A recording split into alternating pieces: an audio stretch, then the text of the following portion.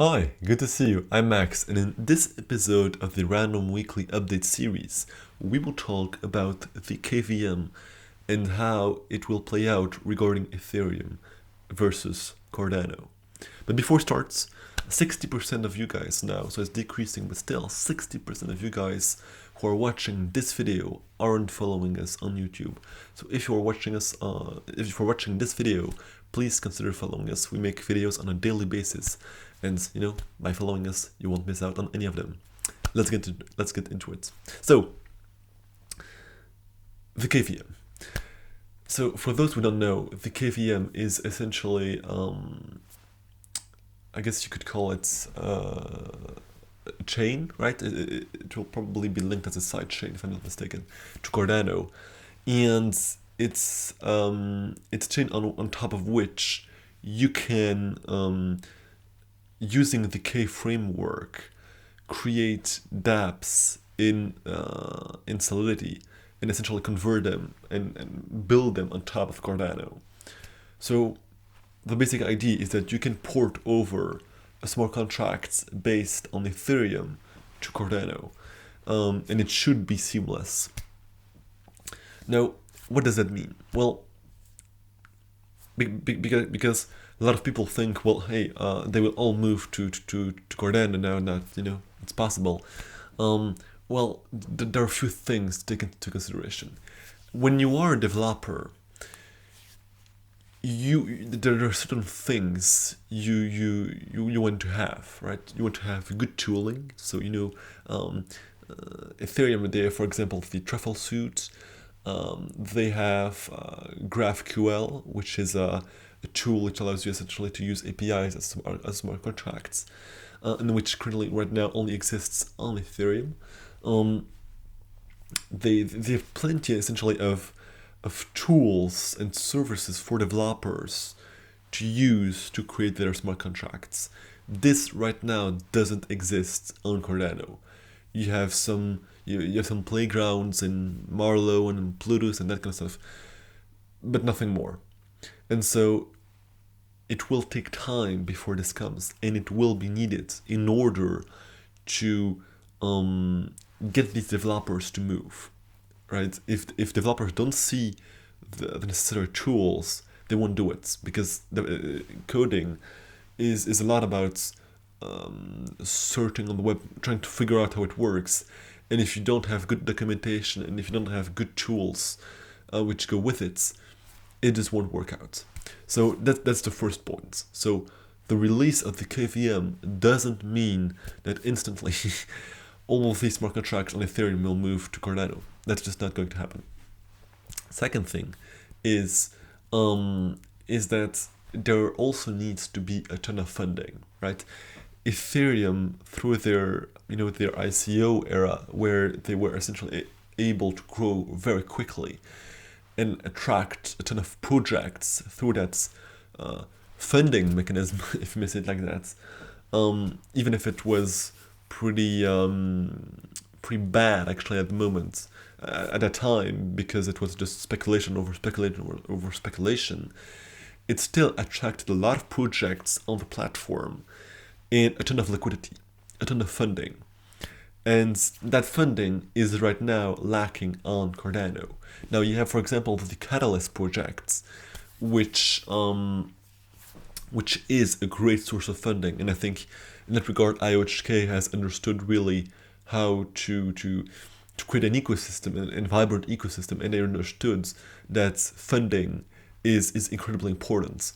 But more will be needed, right? We need multiple sources of funding, whether it's from the community, like for example, the Catalyst projects, or funding from VCs, or funding from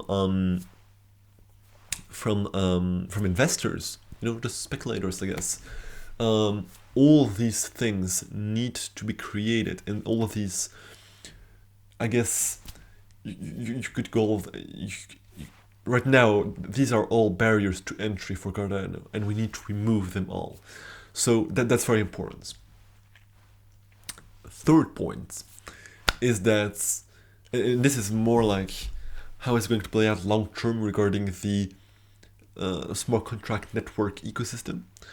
So if you haven't looked at it, if you haven't watched it, please make sure to watch before this my video on the network layers, as well as, a lot of homework, my video about the Cardano versus Ethereum versus Polkadot, because it will help you understand what I'm now going to say, and is that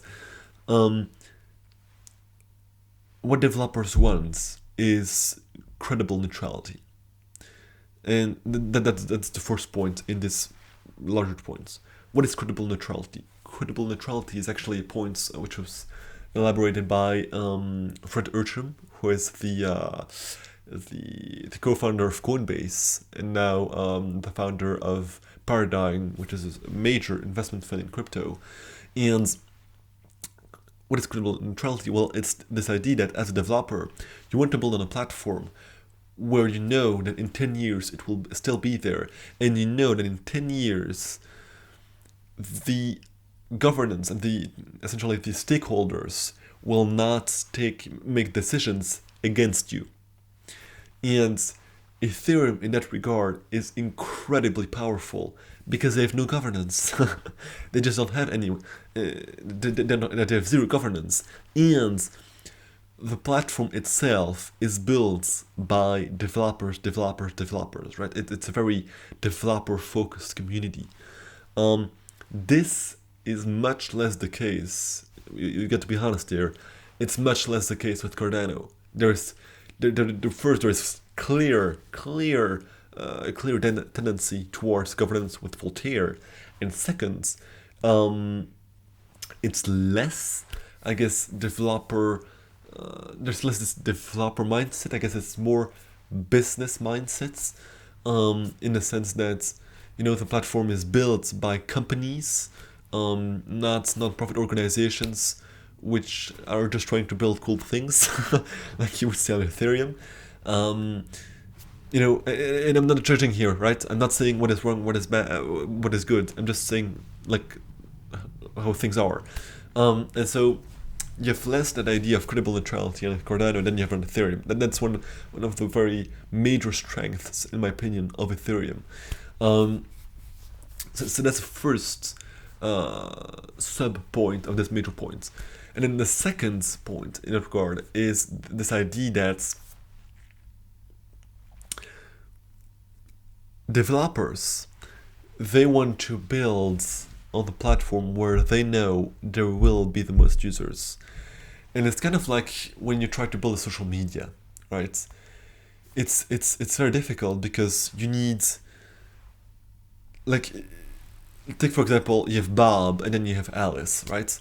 If neither Bob and Alice are on, let's call it Cardano Social, that's a new social media which is based on Cardano. If neither of them is on Cardano Social, well, they will not really be incentivized to join Cardano Social because neither of them is on it. So they don't have their friend on it. Well, if now Bob joins Cardano Social, and then Alice sees that, well, she will want to join the platform because she sees, oh, Bob is on there, I can interact with him on Cardano Social. Well, now, it's the exact same thing, but with smart contracts. As a developer, you want to have, again, it's all about toolings and composability and interoperability. As a developer and as a smart contract builder, you want to have all the necessary tools at your disposal in order to build the best smart contract as possible. And when you look, for example, at DeFi, decentralized finance on Ethereum, these smart contracts use a ton of external smart contracts. When you look at Aave, for example, which is a lending marketplace, they have Aave. They probably interact with tens of other ERC20 tokens in order to allow their users to use these tokens as collaterals. They probably rely on synthetics to allow users, I'm not sure if that's possible, but it will probably be possible in the future, to borrow and lend funds with with assets which are external to blockchain, like for example, borrowing Tesla stocks, for example. Well, that could be possible in the future on Ethereum because Aave and Synthetics are on the same chain. You can use DAI in Aave because MakerDAO and Aave are on the same chain. But with Cardano, if Aave now joins Cardano, well, there's nothing on there yet. That's important. Yet. There's nothing on there. And so it's going to be very difficult for Aave to justify that move because there's nothing on there. So, and that's very difficult. It's kind of like this chicken and the egg problem is who comes first, right? You need to have someone on there first in order to attract the other ones. But how do you get that someone out there to go on there? Like, it's kind of a difficult way of doing things. Either way, these were the 3 things I wanted to talk about in this video, and it's just to essentially clarify the fact that the launch of the KEVM doesn't mean at all, actually, that instantly all these smart contracts will move to Cardano. It's just much, much harder, and we will need great tooling, we will need a lot of funding, and we will need, on top of that, to solve the chicken and the egg problem, and get a major player on Cardano so we can kind of attract all these other players. Or, like LHK does this, again, they've understood everything, focus a lot on interoperability so we can attract, so we don't even need actually to attract smart contracts, and we can just essentially connect them across, I guess, in a cross-chain way to these smart contracts based on Cardano. So that's it for this video.